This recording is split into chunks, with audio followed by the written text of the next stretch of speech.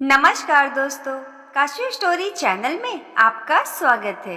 आज फिर से आई हूँ एक नई कहानी के साथ, तो चलिए सुनते हैं। आज की कहानी है गणगौर की पौराणिक कथा। एक बार भगवान शंकर और माता पार्वती जी नारद जी के साथ भ्रमण को निकले। चलते चलते वे चैत्र शुक्ल तृतीया के दिन एक गांव में पहुंच गए। उनके आगमन का समाचार सुनकर गांव की सभी श्रेष्ठ कुल की स्त्रियां उनके स्वागत के लिए स्वादिष्ट भोजन बनाने लगी। भोजन बनाते बनाते उन्हें काफी समय हो गया, किंतु साधारण कुल की स्त्रियां श्रेष्ठ कुल की स्त्रियों से पहले ही थालियों में हल्दी और अक्षत लेकर पूजन करने पहुंची। पार्वती जी ने उनके पूजा का भाव स्वीकार करके सारा सुहाग रस उन पर छिड़क दिया।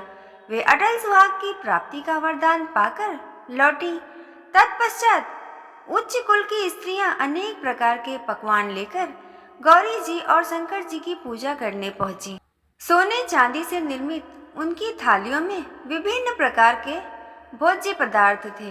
उन स्त्रियों को देखकर भगवान शंकर ने पार्वती जी से कहा, तुमने सारा सुहाग रस तो साधारण कुल की स्त्रियों को ही दे दिया, अब इन्हें क्या दोगी?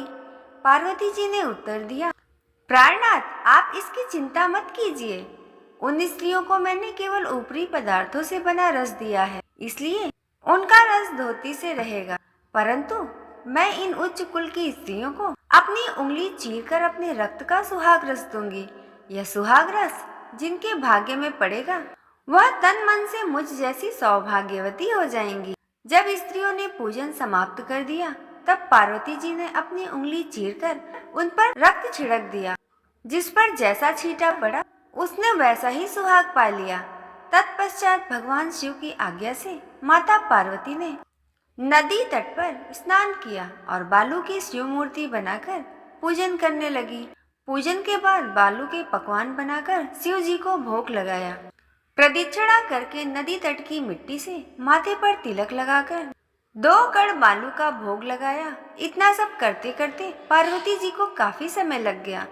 काफी देर के बाद जब वे लौट कर आईं, तो महादेव जी ने उनसे देर से आने का कारण पूछा। उत्तर में पार्वती जी ने झूठ ही कह दिया, वहाँ मेरे भाई भावज आदि मायके के लोग मिल गए थे, उन्हीं से बातें करने में देर हो गई। परंतु महादेव तो महादेव ही हैं, वे कुछ और ही लीला रचना चाहते थे।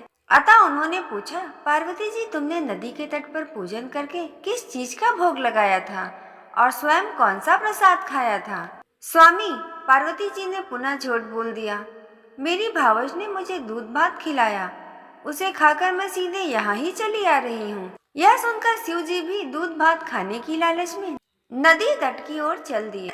पार्वती जी दुविधा में पड़ गईं। तब उन्होंने मौन भाव से भगवान भोले शंकर का ध्यान किया और प्रार्थना की, हे भगवान, यदि मैं आपकी अनन्य दासी हूँ, आप इस समय मेरी लाज रखिए। यह प्रार्थना करती हुई पार्वती जी भगवान शंकर के पीछे पीछे चलती रही। उन्हें दूर नदी के तट पर माया का महल दिखाई दिया। उस महल के भीतर पहुंचकर वे देखती हैं कि वहां शिव जी के साले सलहज आदि सब परिवार उपस्थित हैं। उन्होंने गौरी तथा शंकर का भाव भीना स्वागत किया। वे 2 दिनों तक वहां रहे। तीसरे दिन पार्वती जी ने शिव से चलने के लिए कहा, पर शिव जी तैयार नहीं हुए। वे अभी और रुकना चाहते थे। तब पार्वती जी रूठकर अकेली ही चल दी। ऐसी हालत में भगवान शिव जी को पार्वती के साथ चलना पड़ा। नारद जी भी साथ साथ चल दिए। चलते चलते वे थोड़ी दूर निकल गए। उस समय भगवान सूर्य अपने धाम को पधार रहे थे। अचानक भगवान शंकर पार्वती जी से बोले, मैं तुम्हारे मायके में अपनी माला भूल आया हूँ। ठीक है, मैं ले आती हूँ, पार्वती जी ने कहा और जाने को तत्पर हो गई। परंतु भगवान ने उन्हें जाने की आज्ञा ना दी और इस कार्य के लिए ब्रह्मपुत्र नारद जी को भेज दिया। परंतु वहां पहुंचने पर नारद जी को कोई महल नजर नहीं आया।